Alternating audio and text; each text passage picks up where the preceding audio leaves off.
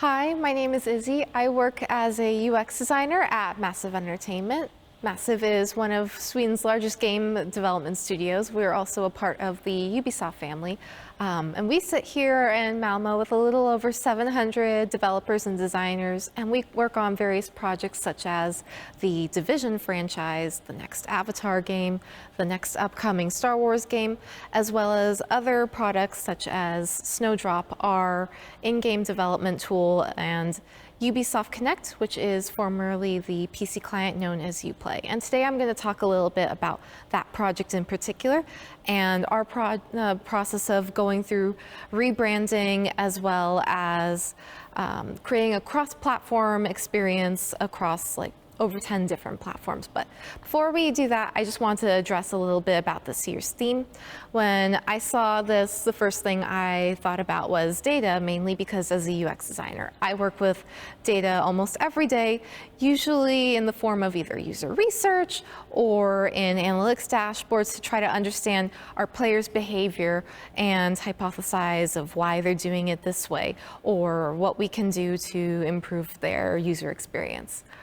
So to come back to Ubisoft Connect. So this is Ubisoft Connect. It is formerly known as the PC client Uplay, which is the platform where players who have our games on PC, they go to play their games.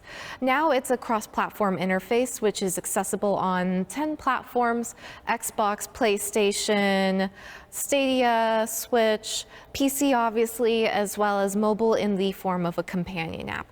So the goal of this was to create this interface that was accessible through our games, regardless of which platform you are on, so that you always have content related to Ubisoft social features, the game-related content, no matter where you play. And just to give a quick example, this is one of our games, the Division 2, and here I'm accessing the overlay where I can get to things such as my rewards, like time-limited challenges, things like that, as well as important social features such as game invites, where if one of my friends are online, I can send them an invite to join my group so we can go continue a raid or form a squad so that we can play Rainbow Six Siege or the Division 2 together.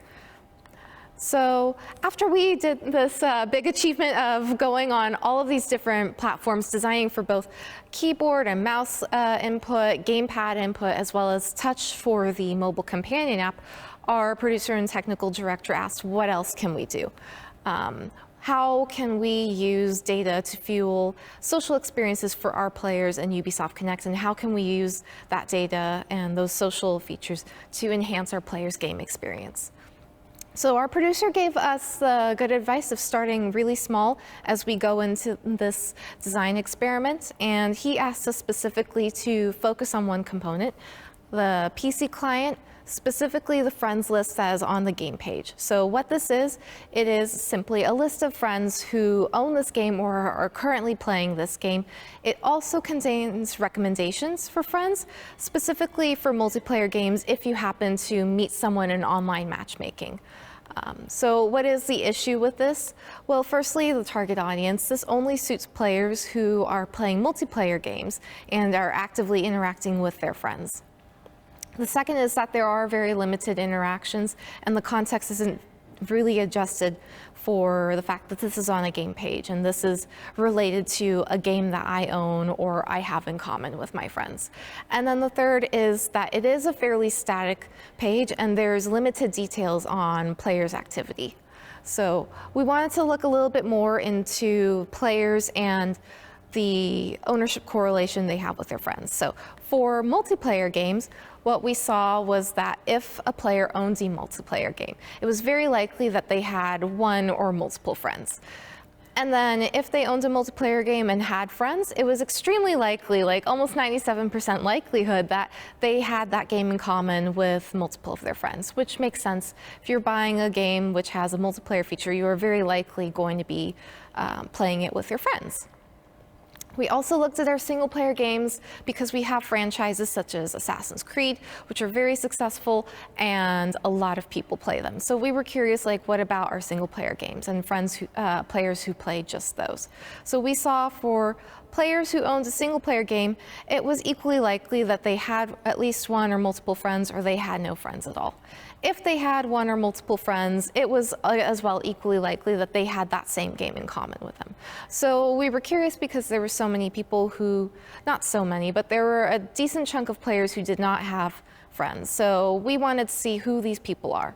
So after a little bit of digging, we saw that these are actually new players, and they are specifically coming to Ubisoft to claim free game giveaways, which it makes sense if you have the option to get a really high quality AAA game for free. Most people are going to jump on that. So we have this huge influx of new players to our ecosystem who are interested in playing some of our really big, beautiful games such as Assassin's Creed and The Division. So what we derive from this is that we need to adapt this design so that it suits both player types and our games, because both are significant in our active player base. And so we continued with this research on platform economies to see how can Ubisoft Connect become a platform economy. So quick definition, a platform is a place that facilitates frictionless social interactions. It's also a place where content creators can show off their content. Economy is just the generating and trading of things. It's not necessarily currency. But these two together create a platform economy. And a platform economy is a place that facilitates social and economic interactions, and it's the value that comes out of these human activities. So what we discovered from this is social in itself has no value. The value is the social interactions and the means to the end. So for our players, the end value is a better gaming experience. So then we asked ourselves, okay, so what are these things that are motivating players to have these social experiences? And so we sent out a survey. And because we were first and foremost a PC platform, our response rate was mainly from our PC players, but as you can see, we still have high participation rate from other platforms. And we asked them things such as which options were most incentivizing, like to try a new game, to join a new platform, or to engage with your friends on those platforms. And one of the things when we asked to trying a new game, a lot of players said that their number one and second most incentivizing option was seeing their friends' game progression or their event participation. For joining a new client or platform, the most incentivizing for our players was in-game rewards, and they specifically stated the least incentivizing was limited time demos. And in terms of UGC, which is user-generated content, we asked them to rank which they thought was the most incentivizing things, from custom challenges or maps or quests to other things such as like fan art and cosplay. And what we saw is players prioritize the things such as quests and custom maps and weapons loadout managers, so things which directly impacted their gameplay and their game builds. Not to say that things such as fan art and cosplay isn't important, but in this context, people are expecting to go into playing their games immediately, so they wanted things that were going to directly impact their gameplay experience. We also had players who had the option to fill in the responses, and we saw a common pattern of some people explicitly saying that friends don't have an impact on my personal preferences. It's the ratings and the reviews, the story in the world, it's YouTube, it's Google. So what our players are doing is they're going to the internet and they are reviewing the content created by other players, whether it's a Twitch streamer or like your favorite content creator who's creating gameplay walkthroughs. They're going to these sites and they're reviewing content created by other people in order to make decisions on whether or not this game is interesting for them. So even though they're explicitly saying, oh, my friends and other people don't impact my game decision making processes, it's not necessarily true. People are, and they're going to other people and they're consuming their content to help them make these decisions. So this leads us to ask, what is a social experience?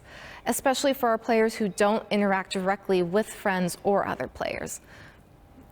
So we created this matrix understanding the different types of social experiences. The first is known versus unknown. So people who are interacting with known players, so this could be like your friends or your mutual friends, and unknown. And this can be things such as people you meet through matchmaking or influencers or other members of the community.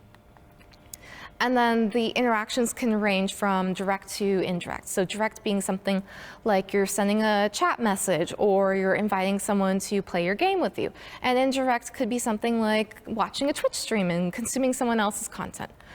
And these are just a couple of examples of various social experiences. Our various multiplayer modes: player versus player, player versus environment, co-op modes. There's also gameplay, walkthroughs, ratings, reviews, and recommendations, live streams and esports, leaderboards, tutorials, user-generated content, forums, and online matchmaking. All of these are social experience, but they fall in different spectrums, as discussed before, of what is a social experience. And they're all important. That's the thing that needs to be highlighted here. So with this in mind, we needed to define what is smart and social for Ubisoft Connect and how are we going to incorporate these into our future designs. So smart and social is a means to an end. So all of our social interactions must be with the intention that it's to enhance our players' game experience.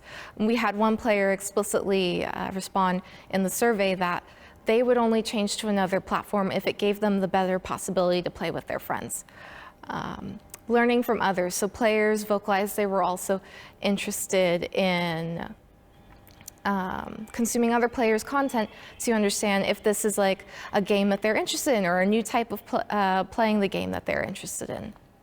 And then finally, if we provide players with user-generated content, there was a huge emphasis that it had to be high quality and smartly curated to match their interests, as well as players vocalized the interest of having a way to interact with each other that was outside the typical multiplayer experience of like, I send you a game invite and now we're gonna go play the Division 2 together.